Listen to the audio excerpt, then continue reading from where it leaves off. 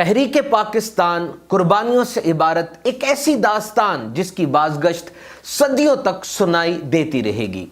لاہور کے لیے مہاجرین سے بھری ہوئی ایک ٹرین چلی اور جب وہ لاہور اسٹیشن پر رکی، لکھنے والے لکھتے ہیں کہ پوری ٹرین میں ایک بھی مسلمان زندہ نہیں تھا، سب کو شہید کر دیا گیا اور ٹرین کے کناروں سے خون بہہ رہا تھا۔ ننھے بچوں کو، دودھ پیتے بچوں کو ماؤں کی گود سے چھینا گیا، انہیں نیزوں میں پرو کے دیوار سے پٹخ دیا گیا۔ اور ایک جگہ کے بارے میں لکھا ہے کہ وہاں پہ قرآن مجید کے مقدس اوراق کو زمین پر پھیلا دیا گیا، معاذ اللہ ثم معاذ اللہ، اور یہ دیکھا گیا کہ کون ان سے پاؤں بچا کر چلتا ہے تاکہ پتہ چل جائے کہ مسلمان کون ہے اور چن چن کر ان کو شہید کیا جائے۔ So the question is, why Pakistan? Pakistan کیوں بنا؟ Simple answer, Islam, Islam and Islam. اس وقت بچے، بڑے، بوڑھے، ورکر، کسان، ڈاکٹر، انجینئر، کاروباری، سب کی زبان پر ایک ہی نعرہ تھا کہ پاکستان کا مطلب کیا؟ لا الہ الا اللہ۔ It's an ideological state and ideology is Pakistan. یہ قطع اراضی الحمدللہ رب تعالیٰ کی لازوال نعمتوں سے مالا مال ہے۔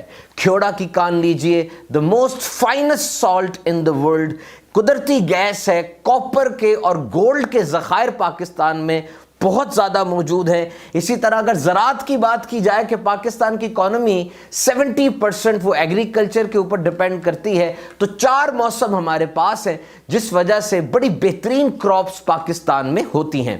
اور پھر نہری نظام جو کینال ایریگیشن سسٹم ہے، یہ دنیا میں اپنی مثال آپ ہے۔ 5 بہتے دریا وہ پاکستان کو سیراب کرتے ہیں۔ اور اگر ٹریڈ اور معیشت کی بات کی جائے تو یاد رکھیے پاکستان گرم پانی کے سمندر پاکستان میں ہے۔ اس سے مراد یہ ہے کہ ہمارے سمندر جمتے نہیں ہیں اور سارا سال یہاں پہ جو بڑی بڑی شپس ہیں معیشت کے لیے، تجارت کے لیے، وہ آ کے رک سکتی ہیں۔ اور ٹورزم، سیاحت کی اگر بات کی جائے تو سن 2020 میں پاکستان کو one of the top tourism spot قرار دیا گیا۔ دنیا کی قدیم ترین تہذیبیں بھی یہاں پر موجود ہیں۔ اور سب سے بڑی شان ہماری آن وہ ہے افواج پاکستان۔ پاکستان کی 7300 کلومیٹرز بڑی اور لمبی سرحد کی ہر لمحہ حفاظت کے لیے بری، بحری اور فضائی فوج بالکل چست اور تیار ہیں۔ They are one of the most planned, professional and skilled in all form of combats۔ یہ وہ فوج ہے جس پر ہمیں فخر ہے۔ اسی لیے تو کہا جاتا ہے کہ there is no force on earth that can undo Pakistan. Pakistan کو اسلام کا قلعہ کہا جاتا ہے۔ یہ بات بھی کہی جاتی ہے کہ پاکستان تو اسی دن بن گیا تھا جب برصغیر میں پہلا شخص مسلمان ہوا تھا۔ اولیاء کرام، صوفیاء عظام کی یہ سعی جمیلہ ہے، ان کا حسن اخلاق ہے اور ان کی پھیلائی ہوئی یہ دین کی دعوت ہے۔